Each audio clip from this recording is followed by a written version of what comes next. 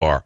What is the truth of Obama's statement? Is he telling the truth? Did you get somewhere because someone helped you, or did you get somewhere because of your hard work and your willingness to put up with anything really to get where you are? So that show has become a very important show in the annals of radio. WorldNet Daily wrote it up, and it's on michaelsavage.com, and I'm going to read it to you while you're calling me at 1-800-449-8255. We are going to try and finally get Romney to understand that he's an invisible man. He's an invisible candidate. Unless he comes out and starts to attack Obama, Obama's going to win by 10 to 15 points. Obama thus far is winning, and that is because Romney is not running for the office. Romney seems to be running away from the responsibilities he has as the leader of the opposition party. He isn't saying anything. If Romney came out and said that Obama is the most evil president ever, do you think that he would win or lose votes? Well, I'll read it to you and you decide. Savage warns tyranny begins with the kind of rhetoric delivered over the weekend. Any doubt Americans may have had that Barack Obama is a Marxist should be alleviated now after hearing his rhetoric in a speech in Virginia over the weekend. Top Talk radio host Michael Savage told his listeners last night. Asserting that it is governments and not individuals who create jobs, Obama told entrepreneurs Saturday, if you've got a business, you didn't build that. Somebody else made that happen.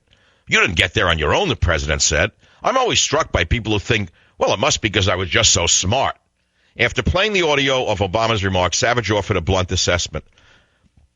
So there's communism, he said. That's Karl Marx Obama. That's Hugo Chavez Obama. That's Joseph Stalin Obama. This is a very dangerous man. Savage, noting he had studied dictatorships, recalled that tyrannical regimes, quote, begin with innocent remarks like this. This man is the most dangerous, most divisive, most evil. I'll use the word evil president in the history of America. Savage acknowledged he was stepping up his own rhetoric because the situation requires it and others don't seem to be doing it. Savage warned things don't start the way they end. Let me repeat that because you've never read that anywhere. Savage said things don't start the way they end. He warned, drawing lessons from history. They start with the most innocent remarks like this. The elected Nazi dictator Adolf Hitler, whose rhetoric originated with 19th century French anti-Semites, did not start with death camps, but with relatively benign racial purity laws and statements, and no one stopped him, Savage pointed out. The rhetoric Obama is expressing is not his own rhetoric, Savage said. This is what is deeply embedded in the man's brainstem. He has been inculcated with hatred for the American way from the cradle.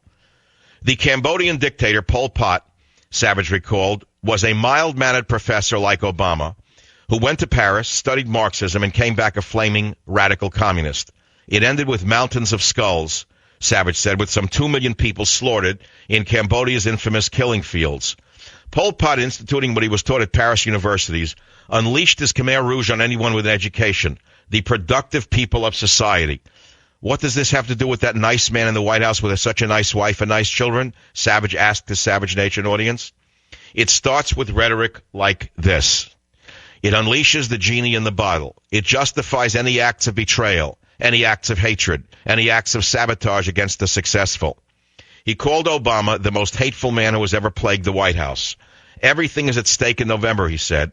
Unfortunately, on the other side, Savage added, referring to presumptive presidential nominee Mitt Romney, we have Mr. Peepers, Mr. Milquetoast, Mr. Check Pants, Mr. Country Club, Mr. Nice Guy. I'll remind you of something else Savage said. Nice guys don't finish last, Mr. Romney. They don't finish at all. As WND reported last week, the new TalkStream Live Power 50, which ranks the top talk radio shows streaming on the web, has Savage in the number 2 spot. TalkStream Live says it sampled more than 1.2 million listeners during the first 6 months of the year to produce this report. The 50 most influential talk show hosts on the internet and on mobile devices. We're proud to report that Savage is number 2, said this site.